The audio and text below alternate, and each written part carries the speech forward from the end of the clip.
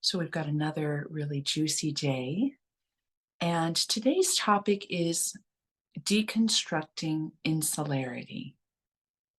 So this one is a little bit more of a work. We're going to work with our reflection. And I'm going to start by drawing upon a number of different sources today, but I'm going to start by reading one of the Radiant Sutras that has the word insularity in it that struck me. Trees have desires, rocks have knowledge, jugs are full of emptiness and joy. All embodied ones have this in common. All are propelled by the same one, whose pulse beats in your breast. Shed insularity. Be all pervasive, delighting in kinship everywhere. It seems to me that a divine childlike quality is this final phrase of not being insulated, not being protected. And part of the proof of that is oftentimes the inner child healing work that has to take place later in life because of the undefended self that someone is in their childlike moments.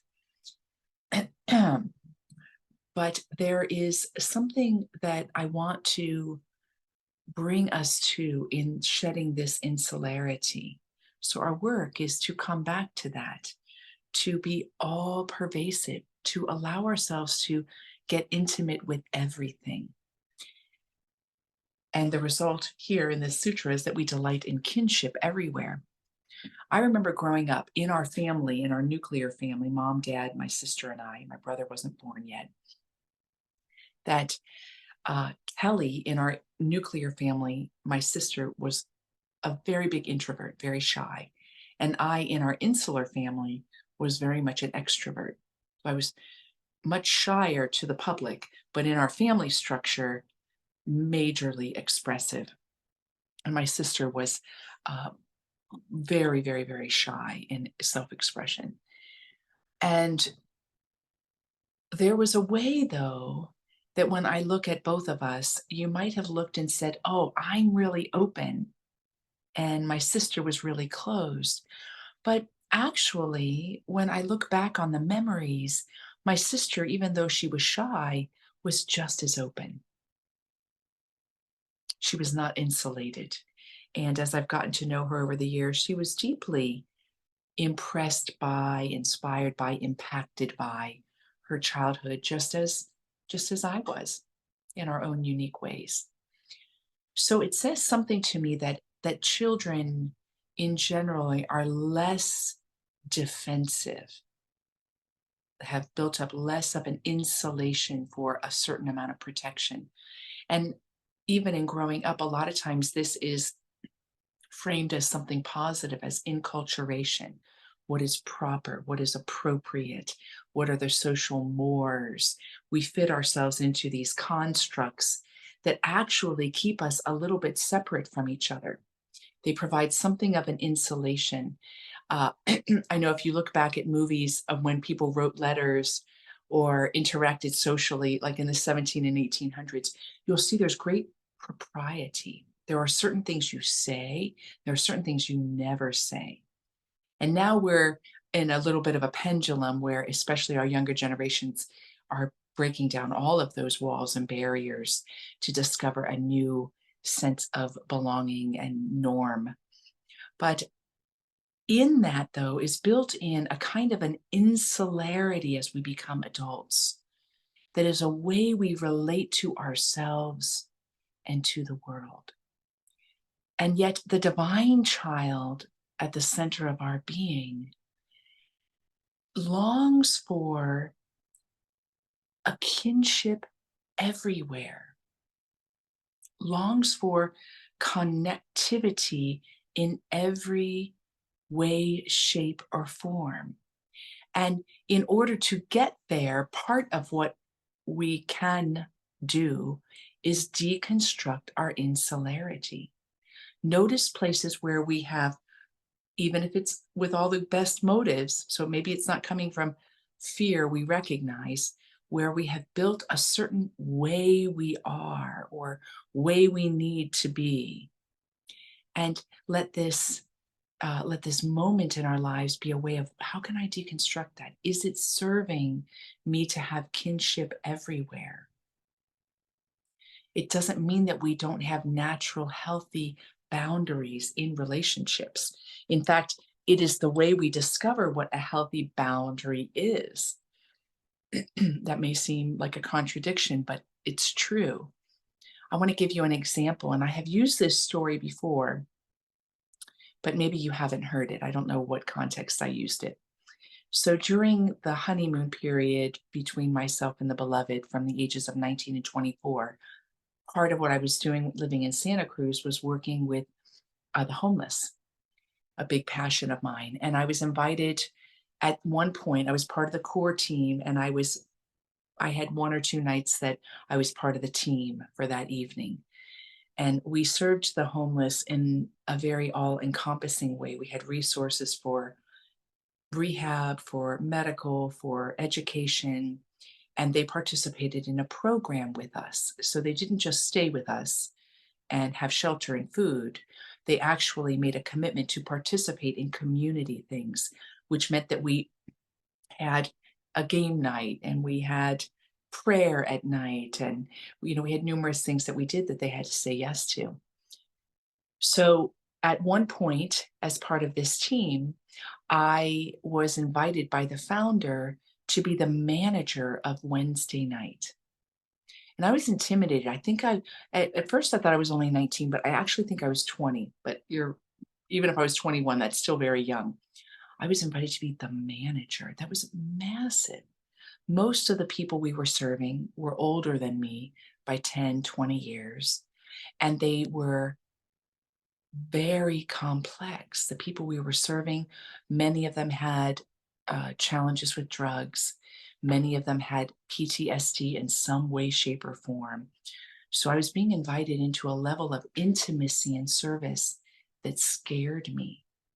I wondered if I could do it. I was afraid. I was afraid that I was incapable, and I was also afraid, in all honesty, of getting that close.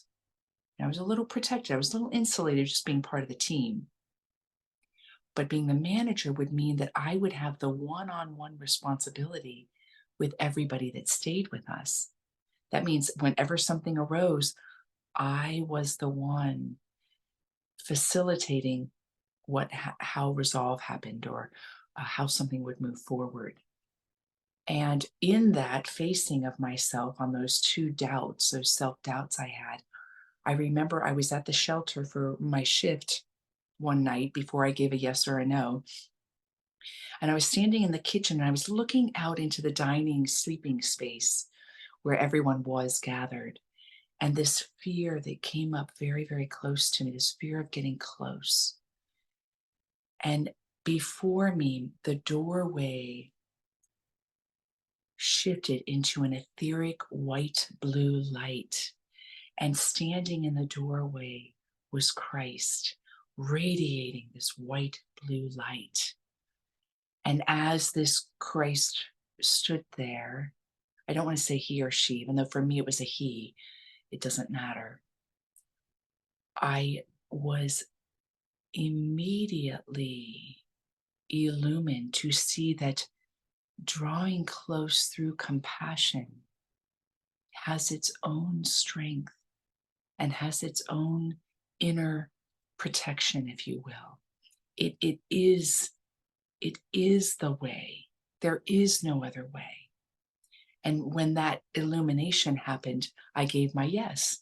And with that, had this glorious period of being both challenged and joyfully delighted in being in the role of manager. So it brings me to then the message of this reflection. To deconstruct insularity is to recognize where we have insulation and to open up to the healing of that insulation, to recognize that it doesn't serve us. We have two divine masters that are part of this reflection, and I'm bringing them in because our chant today is going to draw upon the beloved Hanuman, whom I love. I love Hanuman. So the two divine masters, one you have just heard from, Jesus. And really, in the example of Jesus, in the experience of Jesus, in the teaching of Jesus, in the embodiment of Jesus, and even in the theology that's a retrospective look at Jesus, what we have is the greatest intimacy of all. It is the God source, it's kenosis, coming into the very fiber and every element of creation. You can't get more all pervasive than that, can you? And on the same note, in the same way, we have Hanuman. And Hanuman, which is the Hindu god, Hindu deity, who is it, of devotion, of service. You have the same energy as Jesus in this outpouring of self, out of love and being touched by the intimacy with all things, touched by. So as adults, we have the opportunity of stepping into the divine childlikeness that is undefended and not just being the passive open canvas like children oftentimes are, but actually stepping forward as agents of embodied devotion. It is said, so Hanuman had a special love for Sita and Rama was considered, I think, the eighth avatar, the incarnation of the god Vishnu. I think it's eighth. And Hanuman helps them overcome something very big. Sita was kidnapped, the wife, and there's a war, and Hanuman leads it, and they have victory. And Hanuman does all of this out of deep, deep devotion. The stories of Hanuman are so compelling, filled with so much compassion, just like with Jesus. And at the celebration of when this war was completed, Sita takes pearls from it's a legend, takes pearls from around her neck and gives them to Hanuman. And Hanuman, because he's very playful, as we're called to be, he started biting the pearls open. And they're really mystified at this. Like, why would he do this? These pearls are so valuable, and here is he biting them open. And Hanuman says, I'm looking for you, my beloveds. I'm looking for you in the pearls. And Hanuman reveals even more. He says, you are written upon my heart. And what he does is he breaks, Hanuman literally puts his hands inside his chest and breaks open his chest. And there, sitting in light within his heart, are Sita and Rama. Now, I would say that that's pretty intimate, right? That's where you get this image within the heart. But you get the same images if you pull up the Sacred Heart of Jesus. You get the same illumination. So deconstructing insularity opens us up to the divinity of living a life of devotion, of the intimacy that devotion brings us, where we find kinship everywhere. So on that note, I thought it would be nice, we've never done this before, is to have one little part of a Hanuman chant. So we'll do the mala again. And again, this is you can Google Shantala, one of my favorite kirtan leaders, and they have a Hanuman Chalisa version that is where I'm taking this little refrain from. So we're not chanting the whole thing. There's too many Sanskrit words, but we're just going to take part of the refrain and chant that over again. And it's Sita, Rama, and Hanuman. So the reason that we invoke Sita and Rama as well as Hanuman for a Hanuman chant is because of the deep intimacy. It plays out in a very real sense that devotion takes us closer to each other. And our hearts are broken open again and again, sometimes with joy, sometimes with anguish, but our hearts are broken open and open again and again. All right, so I'm going to actually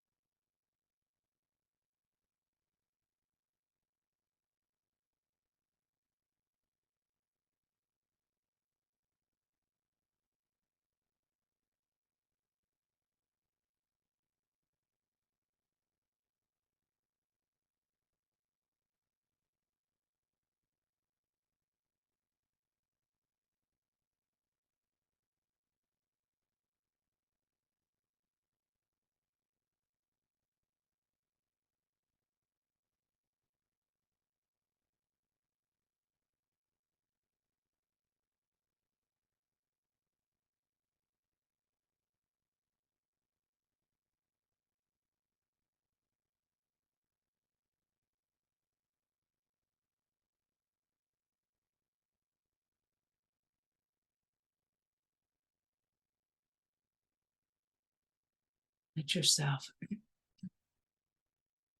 be supported and guided by Hanuman and by Jesus, who are both here by virtue of their own devotion. They are here to awaken you to the intimacy that shows up as embodied devotion, to deconstruct your insularity.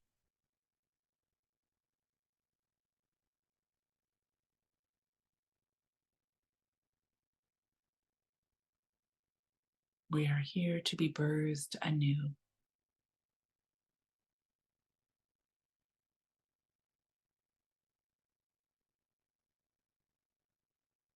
And when you're ready, I invite you to open your eyes.